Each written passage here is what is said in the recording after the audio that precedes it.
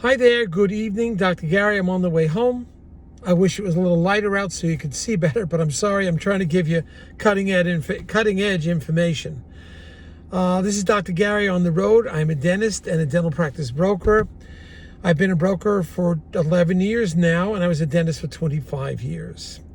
We now have a team of employees of 8, and we are growing. We're in 16 states right now, and we sell dental practices. Name of our company is Healthcare Practice Sales LLC. Our website is dentalpracticeguide.com. So please come and visit us. I'm trying to give you cutting edge information. All the information you're about to hear is for informational purposes only, and it's more of I would say this is not legal advice, and this is our opinion, and also this is not business advice. We're just giving you some experiences we had, and we're trying to share that with you. We're open 363 days a year. We take off Christmas and Easter. So feel free to call us. We're more than happy to talk to you and give you free advice if you need it. But right now, we wanted to tell you today's topic will be, if you're serious about selling your dental practice, you have to accommodate the needs of the broker and the buyer. So, there's 2 incidents that happened in the last 24 hours. It's driving me crazy. I have a practice, several $100,000 the doctor is grossing. He reached out to me. He will not provide me with any financials before. And I pleaded with him, will you please give it to me? Fortunately, I have a buyer that's very interested in that location. And this buyer, it's more of a city location. And the buyer has purchased practices from me before. This is a serious buyer. He's ready to move on.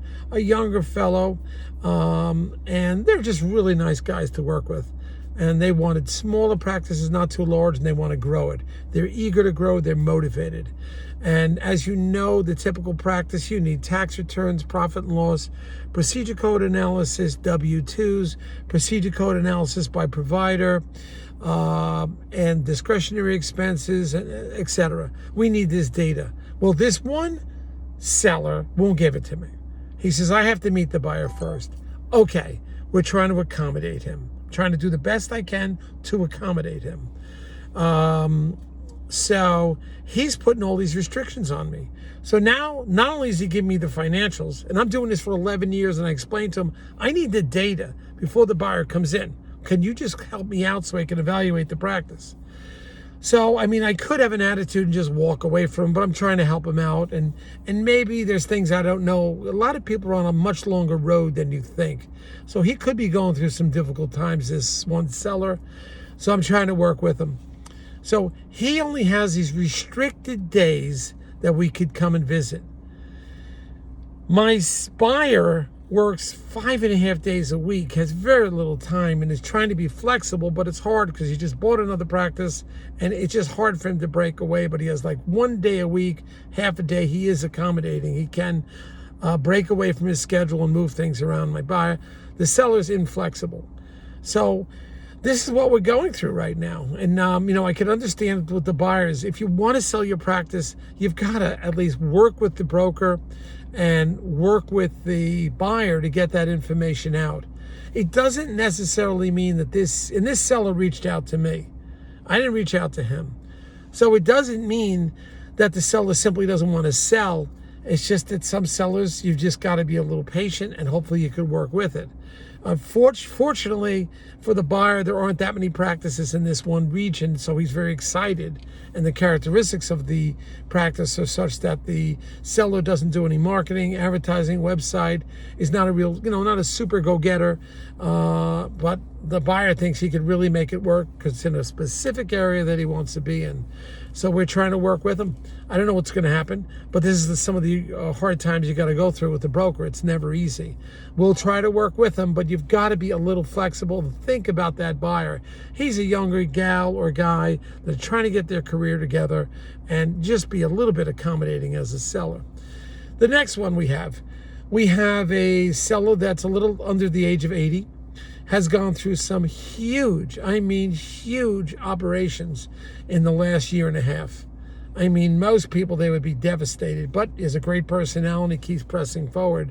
But these, his future diagnosis is limited, and he's, closing in on 80, and he's still so difficult for us. He happens to have a nice practice, associate in place. The associate doesn't want it. The practice is older.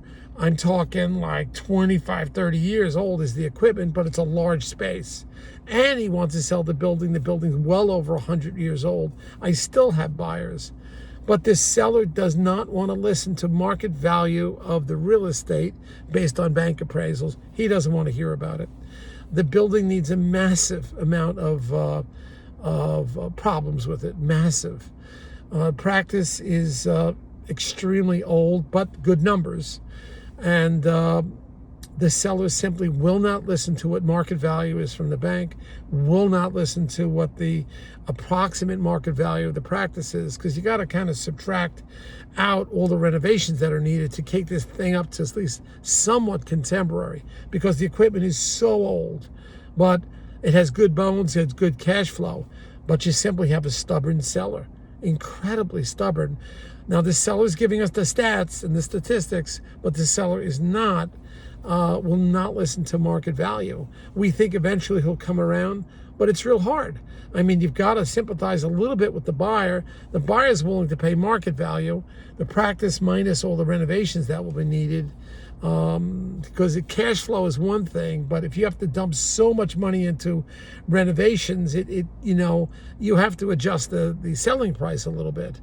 But we'll do the best we can, but it makes it more challenging for us. If you have a building, and fortunately we have a buyer that wants to buy the building and the practice, but if you make it so difficult for the buyer, you're going to lose the buyer, and then you're going to lose the next buyer.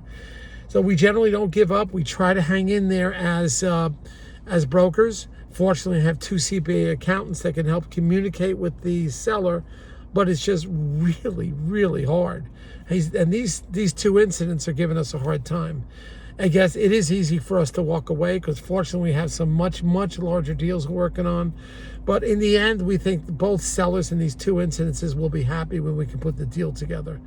And we're trying, but that's what you go through. Remember, we're here to help you.